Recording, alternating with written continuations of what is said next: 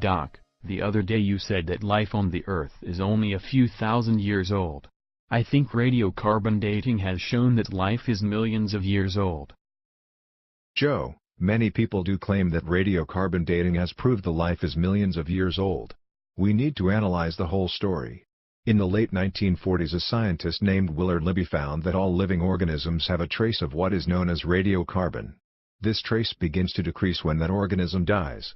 In 5,730 years, radiocarbon in the dead organism becomes exactly half of what it used to be when it was alive. The percentage of radiocarbon left in a non-living organic sample is estimated with the help of high-precision instruments like the accelerator mass spectrometers shown behind me. The percentage of radiocarbon left in the sample is compared with the original amount of radiocarbon in that sample. Based upon this, they arrive at the possible age of the sample under consideration. In very simple words, this is how the radiocarbon dating method works. Wow. That is great. It is clear now that we can accept that life on the Earth is millions of years old. Thanks Doc for confirming what I had always been saying, that man has evolved from monkeys over a span of millions of years. You have now confirmed it with radiocarbon dating. Not so fast, my young friend. I only explained exactly what radiocarbon dating is. I did not say anything about what they have found with the help of radiocarbon. I noticed that you are waiting for any little information to jump to conclusions. The correct procedure is to collect all data first, analyze it, and then get into deduction. I will do precisely that, and it would be good if you wait till I do that. Only an exceedingly small amount of radiocarbon resides in materials.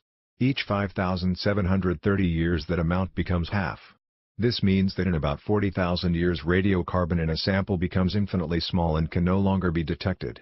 This also means that the oldest age that radiocarbon can detect is around 40,000 years and not millions of years. Please remember a few things. First, since the maximum range of radiocarbon dating is 40,000 years, it has never been used to prove that life on the Earth is millions of years old.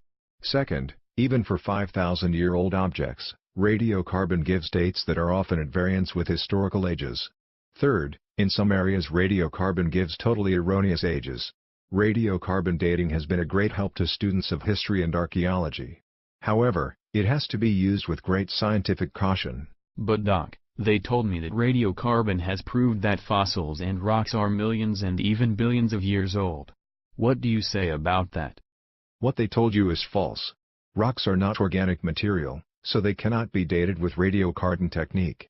Similarly, fossils are organisms which have already turned into rock. Carbon in them has been replaced mostly by rock material. So radiocarbon dating cannot be used upon fossils.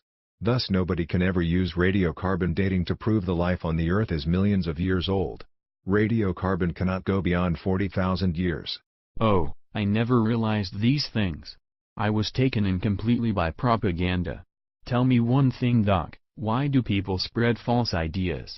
Joe, a far more important question is, why do people hastily believe all what they hear? We are educated people, so when we hear a statement, we need to ask, is that true? Is it a fact? You did that. You came and asked me for clarification about radiocarbon dating. Thus I was able to give you objective information. We all need to do that, ask if it is true. One more thing in closing, if someone comes to you with a statement that seems to go against the Bible, you must definitely ask whether it is true. The Bible has now been attacked for several millennia, but it has always stood the test of truth. It has never been falsified even in the minutest thing. God bless you in your quest for truth.